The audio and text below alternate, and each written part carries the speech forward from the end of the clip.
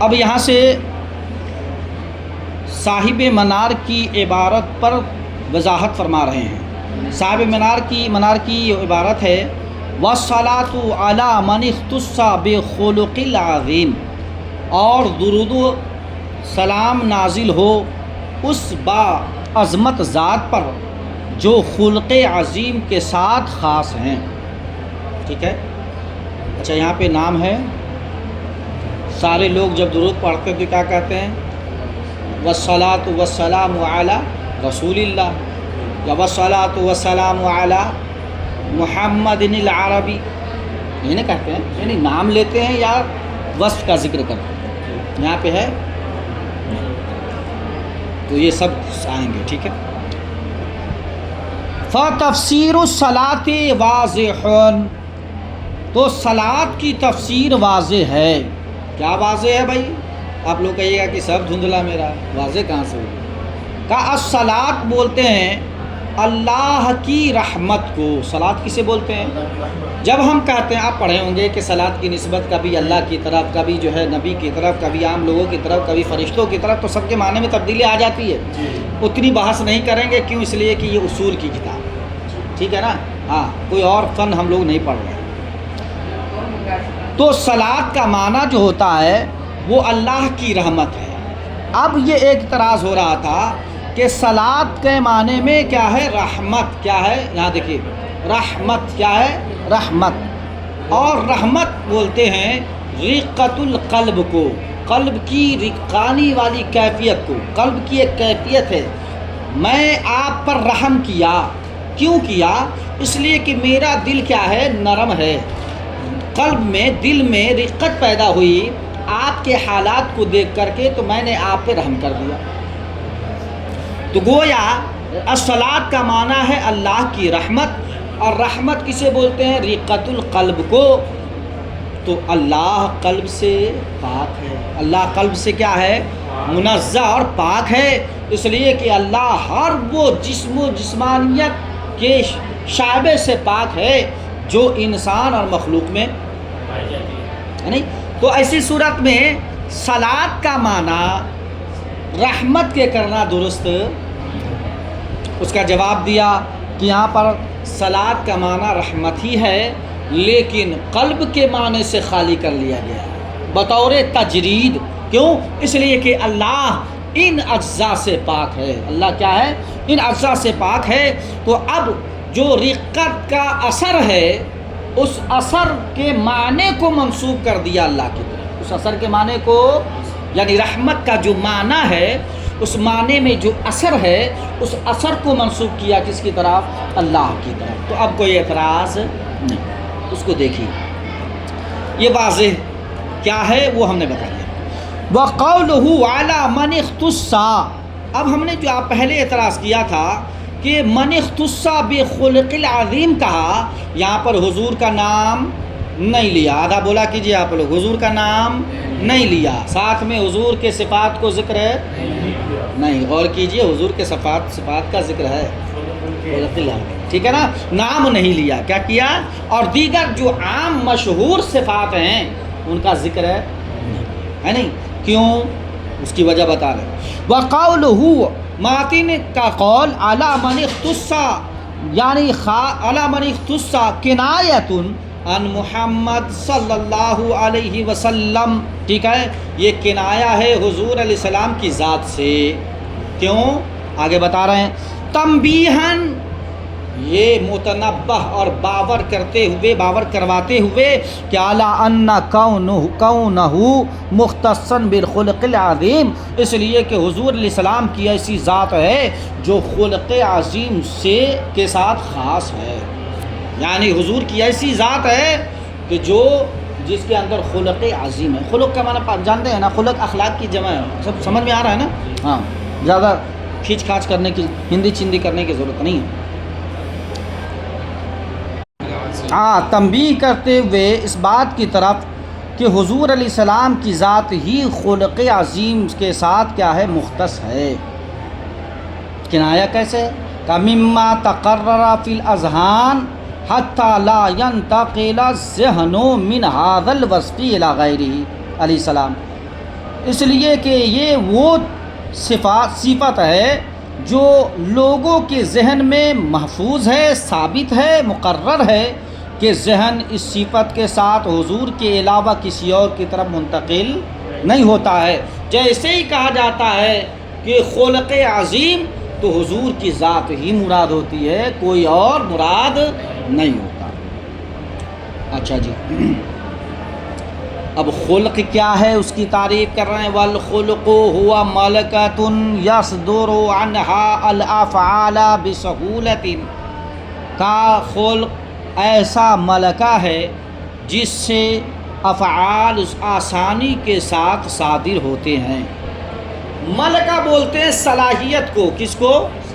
عام زبان میں صلاحیت کو کہتے ہیں، ان کو جو ہے ملکہ حاصل ہے، یعنی یہ باصلاحیت ہے، بااہل ہے۔ جب بھی زبان کھولتا ہے تو اس فن کے علوم و فنون کے موتیوں کو اور اس کے اصول کو بہاتا ہے، ٹھیک ہے نا؟ بولتا ہے تو اصول بولتا ہے تو قاعدہ قانون بولتا ہے، تو اسے کہتے ہیں کہ اس کو ملکہ حاصل ہے۔ کیا حاصل ہے؟ ملکہ۔ اچھا جی، آسانی کے ساتھ اس کا ہو افعال کا صدور۔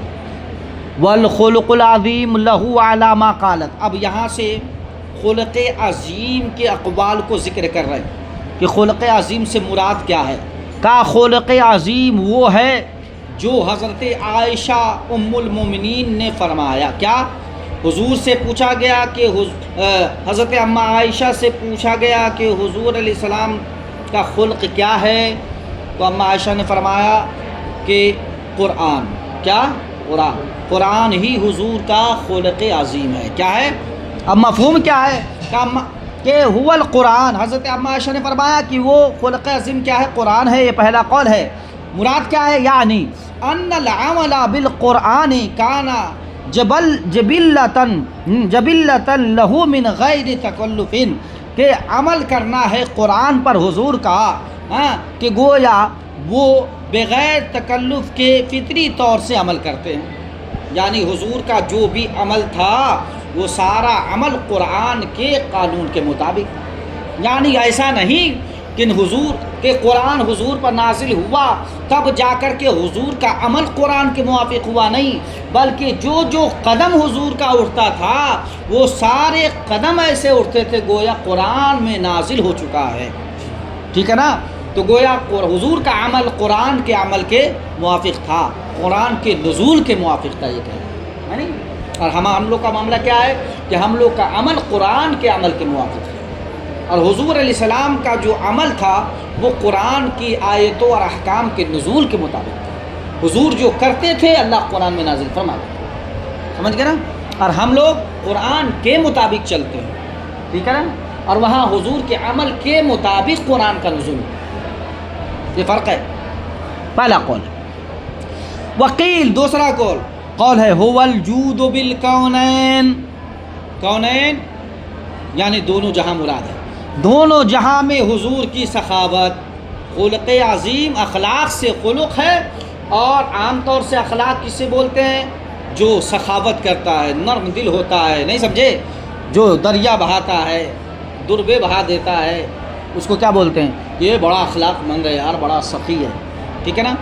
اور حضور علیہ السلام کی سخاوت دونوں جہان میں مراد ہو، کس سے؟ خلق عظیم سے۔ دنیا میں سخاوت کہ ایک سائل جب مانگا تو جب تک مانگتا رہا حضور اسے دیتے رہے، جب تک مانگتا رہا تب تک حضور اسے عطا کرتے رہے، اور پھر اتنا عطا کر دیا کہ پھر 7 نسل کو مانگنے کی ضرورت نہیں پڑی، 7 نسل کو۔ اور حضور علیہ السلام کی آخرت میں سخاوت کیا ہے؟ کہ وہ شفاعت ہے۔ کیا ہے؟ شفاعت ہے، کہ حضور علیہ السلام جس طرح نیکوکار کو بخشوائیں گے اسی طرح حضور علیہ السلام گناہگار پاپی کو بھی، یہ سخاوت ہے۔ چلیے، تو دوسرا قول کیا ہے کہ دونوں جہان میں کیا ہے؟ سخاوت۔ وَتَوَجَّهُ إِلَىٰ خَالِقِهِمَا، اور دونوں جہان کے خالق کی طرف توجہ، ایک قول یہ بھی ہے خلق عظیم کا، ٹھیک ہے؟ اچھا، تیسرا قول ہے وقیل، کہا گیا ہے کہ خلق عظیم سے مراد ہوا ما اشار الیہ علیہ السلام بقولہ، کا خلق عظیم سے مراد وہ ہے جس کی طرف خود حضور علیہ السلام نے اشارہ فرمایا اپنے اس قول سے۔ کون سا قول ہے؟ سل من قطعک واعف عن من ظلمک واحسن الی من اساء الیک، کہ جو رشتہ تجھ سے توڑے اس سے جوڑ لو، یہ تیرا خلق عظیم ہے، یہ تیرا اخلاق ہے۔ یہ کیا ہے؟ تیرا اخلاق۔ اس کا اخلاق تھا رشتے ناطے کو توڑ دینا، تیرا اخلاق ہے ٹوٹے ہوئے رشتے کو جوڑ دینا۔ اس کا کام ہے دلوں کو توڑنا، تیرا کام ہے دلوں کو جوڑ دینا، تو یہی اخلاق ہے۔ وَاعْفُ عَمَّنْ ظَلَمَكَ، اور جو تجھ پر روز بروز ظلم کرے اسے معاف کرتا چلا جا، یہ تیرا اخلاق ہے۔ ظلم کرنا اس کا اخلاق ہے اور معاف کر دینا تیرا اخلاق ہے۔ وَاحْسِنْ إِلَىٰ مَنْ أَسَاءَ إِلَيْكَ، اور جو تجھ پر برائی پہنچائے، تکلیف پر تکلیف پہنچائے، تم اس کے ساتھ ضرورت پڑے تو حسن سلوک کر دیا کرو۔ کیا کر دیا کرو؟ حسن سلوک۔ تو گویا ایک قول یہ بھی ہے کہ خلق عظیم سے مراد یہی ہے کہ جو رشتہ ناتا کو نہ توڑو بلکہ اسے جوڑ لو، اور ظلم کرنے والے پر ظلم نہ کرو بلکہ معاف کر دیا کرو، اور برائی کے ساتھ آپ بدلہ نہ دو بلکہ اچھائی کے ساتھ بدلہ دے دو۔ والاصح، آپ فرماتے ہیں کہ سب سے صحیح ترین قول میں پیش کر رہا ہوں، کہا والاصح ان الخلق العظیم هو السلوک الی ما یرضی رضی اللہ الی ما یرضی عنہ اللہ والخلق جمیعا۔ یہ الخلق بھی کیا ہے؟ فاعل ہے، اور اللہ بھی کیا ہے؟ فاعل ہے۔ کس کا؟ یرضا کا۔ کس کا؟ رضی یرضا، ٹھیک ہے نا؟ کا صحیح قول یہ ہے کہ خلق عظیم سے مراد یہ ہے وہ راستہ جس پر چلے تو اللہ بھی راضی ہو جائے اور تمام مخلوق بھی راضی ہو جائے۔ یہاں پر جو ہے معاملہ اور لوگوں کا پھنس جاتا ہے، لیکن یہ نبی ہیں جن کو اللہ نے یہ خصوصیت دی ہے کہ اللہ بھی راضی رہتا ہے ان کے ہر عمل سے، اور لوگ مومنین بھی راضی رہتے ہیں۔ ہم اور آپ کوئی کام کریں گے تو یا تو کوئی ناراض ہو جائے گا، اور کوئی اگر ناراض نہ ہو تو خدا ناراض ہو جائے گا۔ نہیں سمجھے؟ تو بیلنس بنا کے رکھنا ہم لوگ کے بس کی بات نہیں ہے، لیکن یہ کس کی بس کی بات ہے؟ کس کو ملکہ حاصل ہے؟ یہ نبی کو حاصل ہے۔ کس کو حاصل ہے؟ نبی کو۔ وَهَذَا قَرِيبٌ جِدًّا، یہ ملکہ، یہ خلق عظیم نہایت ہی نادر ہے۔ جس پر اللہ کا خاص فضل ہوتا ہے وہی مخلوق کو بھی راضی رکھتا ہے اور مخلوق کے خالق کو بھی۔ وَهُوَ تِلْمِيحٌ إِلَىٰ قَوْلِهِ تَعَالَىٰ، یہ تلمیذ پہ بحث ہو چکی ہے اس سے پہلے، ٹھیک ہے، کہ یہ کیا نام ہے، الفاظ میں، جملوں میں ہے نا، سنٹنس میں ایسی چیز کا ذکر کر دینا جس سے کسی آیت کریمہ یا قرآن حدیث یا حدیث پاک کے ٹکڑے یا جو ہے بزرگان کے اقوال کی طرف اشارہ ہو جائے، ہے نہیں؟ کہا وَهُوَ تِلْمِيحٌ إِلَىٰ قَوْلِهِ تَعَالَىٰ، تو گویا اس میں اشارہ ہے اللہ رب العزت کے اس قول کی طرف، وَإِنَّكَ لَعَلَىٰ خُلُقٍ عَظِيمٍ، اے محبوب بے شک آپ خلق عظیم کے اعلیٰ منصب پر فائز ہیں، ٹھیک ہے۔ وَهُوَ وَإِن لَمْ يَدُلِّ عَلَى الْاخْتِصَاصِ لَكِنْ مَا كَانَ فِي مَحَلِّ الْمَهْدِ اخْتَصَّ بِهِ۔ دیکھیے جی، ایک اعتراض ہو رہا تھا، ٹھیک ہے، کہا کہ بھائی صاحب یہ خلق عظیم کے جتنے معنی مراد لیے ہیں ان سب سے یہ مفہوم ہوتا ہے کہ کئی معنی مراد ہے۔ کیا مراد ہے؟ کئی معنی مراد ہے، تو پھر یہاں پر اختصہ کا لفظ بولنے کی ضرورت نہیں تھی، چونکہ عام ہے نا، تو جب عام ہے تو یہ خاص کہاں سے ہو گیا؟ ٹھیک ہے، تو کہا سنو جی، اس اعتبار سے نہیں بلکہ اس اعتبار سے کہ اختصہ بھی، یعنی یہ لفظ خلق عظیم کے خصوصیت کے لفظ کو جو یہاں لایا ہے، یا خلق عظیم کا لفظ جو لایا ہے، یہ مقام محل میں، مقام مدح میں لایا ہے۔ کس میں لایا؟ مقام مدح میں۔ کس میں؟ مقام مدح میں، مقام تعریف میں لایا، اور ذکر چل رہی ہے کس کی؟ حضور علیہ السلام کی۔ ذکر کس کی چل رہی ہے؟ حضور علیہ السلام کی۔ تو جو چیز مقام مدح میں لائی جائے وہ اس شخص کے لیے خاص ہو جاتی ہے جس کا ذکر ہوتا ہے، جس کا، جیسے ہم کہیں سلمان اچھا لڑکا ہے، سلمان ایک ایسا لڑکا ہے جو امامت پہ گیا 7 دن کے لیے، وہ دوسروں کی مدد کرتا ہے، وہ دوسروں کی مدد کرتا ہے، حالانکہ مدد کرنے والے تو بہت سارے ہیں۔ تو اب چونکہ مقام مدح میں ہے اور یہ جملہ ہم نے مقام مدح میں کہا ہے اور اس کا ذکر پہلے ہو چکا ہے، تو مطلب یہ ہے کہ یہ خصوصیت اس میں پائی جا رہی ہے، یہ خصوصیت کیا ہے اس میں پائی جاتی ہے، کیوں؟ اس لیے کہ مقام مدح میں ان چیزوں کو ہم نے ذکر کیا، تو کہا یہاں پر بھی مقام مدح ہے، تو اس لیے یہاں پر خلق عظیم کا ذکر کیا، تو اشارہ کس کی طرف ہو گیا؟ حضور علیہ السلام، تو گویا حضور کی خصوصیت ہو گئی، کیا ہو گئی؟ حضور کی خصوصیت۔